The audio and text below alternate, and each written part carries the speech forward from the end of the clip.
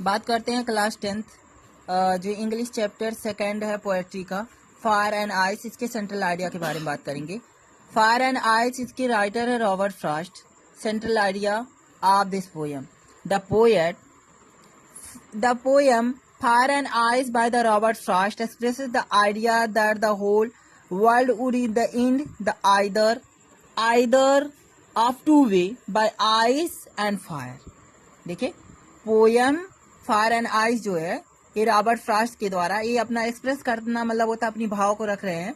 उनका आइडिया है कि वर्ल्ड वुड एंड जो संसार होगा वह समाप्त होगा either end of two way, दो तरीके से संसार समाप्त हो सकता है बाय आइस और बाय फायर, दो तरीके से, या तो आइस के द्वारा या तो आग के द्वारा। ठीक है।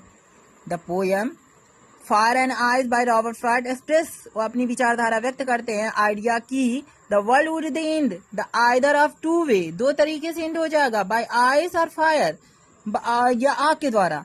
According to the poem, according to the poet के अनुसार fire symbolised human desire greed cruelty इडसी। पोएट के अनुसार जो फायर है वह प्रतीक माना जाता है ह्यूमन डिजायर यानी ह्यूमन की इच्छाओं का, ग्रीड मीन्स लालच का, क्रुएलिटी मीन्स निर्दयता का। पोयम के अनुसार जो फायर है वह इस बात का प्रतीक है ह्यूमन डिजायर का, ग्रीड का, क्रुएलिटी का। ग्रीड मीन्स होता है लालच एंड क्रुएलिटी मीन्स होता है निर्दयता का। The more you try to satisfy, the more you try to satisfy, then the more they grow।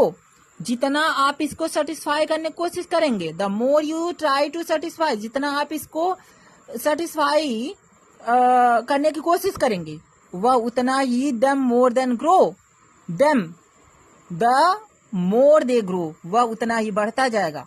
There is no end to them and they spread like the wildfire and eagle your whole life।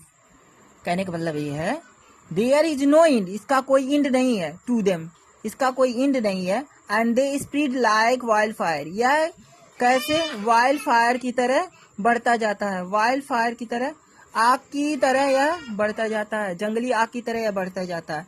And इनगुल्ट your whole life, और आपके पूरे जीवन को यह निगल जाएगा।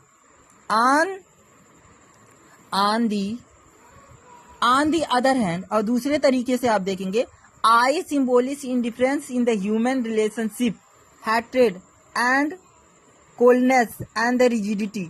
और दूसरे तरीके से आप देख सकते हैं दूसरी जो बात है आइस को हम प्रतीक मानते हैं, इंडिफरेंट दूसरे तरीके से अलग, ह्यूमन रिलेशनशिप की तरह इसको मानते हैं।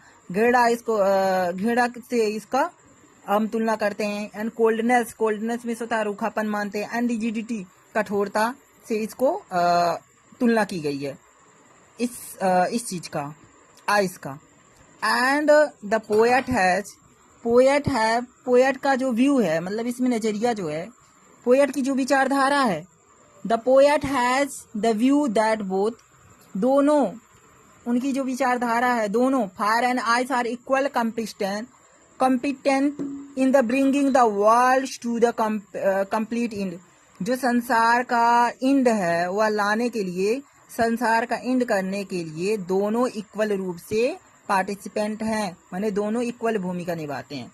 या राइटर का मत है the poet has the view that the both fire and ice are equal competent in the bringing the world to complete end। complete end माने जो संसार का एंड है उसको एंड तक लाने के लिए इसमें दोनों का इक्वल भूमिका है, आइस एंड फायर का।